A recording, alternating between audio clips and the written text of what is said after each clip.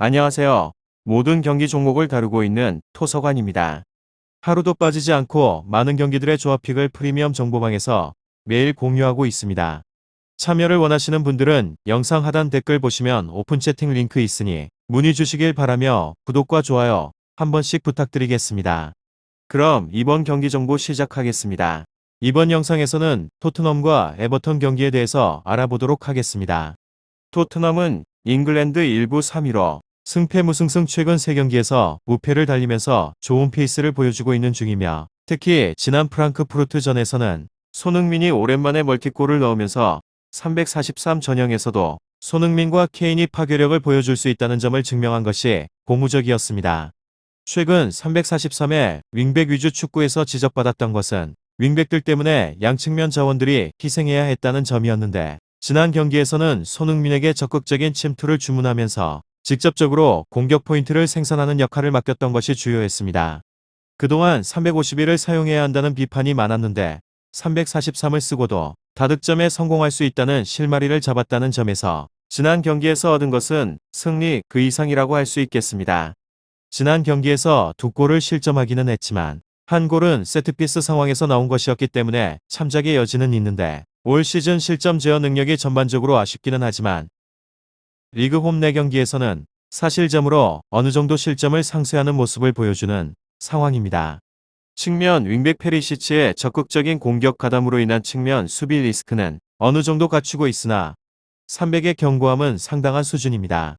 그리고 에버튼 잉글랜드 1부 12위로 무무승승패, 맨유에게 일격을 당하면서 좋은 분위기가 끊어지고 말았습니다. 이워비가 득점을 기록하면서 기선을 제압하는 모습이었으나 점점 맨유에게 분위기가 넘어가면서 역전을 허용하고 말았습니다. 중간에는 점유율이 95까지 밀리는 모습을 보여주기도 했습니다. 지난 경기에서 멀티골을 실점하기는 했으나 에버튼은 아직도 리그에서 최소 실점을 기록하고 있는 팀입니다. 올 시즌의 플랜 A는 300이었는데 고드프리가 후반기까지 부상을 당하면서 위기에 빠졌지만 타코우스키 코디가 주축이 된 400으로 기민하게 바꾸면서 철저하게 수비 중심의 전술을 짜면서 위기를 타파하고 있습니다.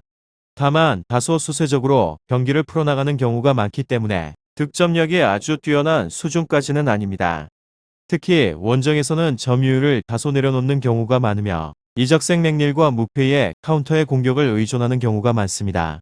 이번 경기에서도 공격보다는 선수비 후역습으로 나올 가능성이 높으며 한 골 싸움을 염두에 두고 플랜을 짜왔을 가능성이 높습니다. 결과에 있어서는 토트넘이 유리한 고지를 잡고 있다고 보여집니다. 일단 에버튼의 수비 상황이 너무 좋지 않습니다.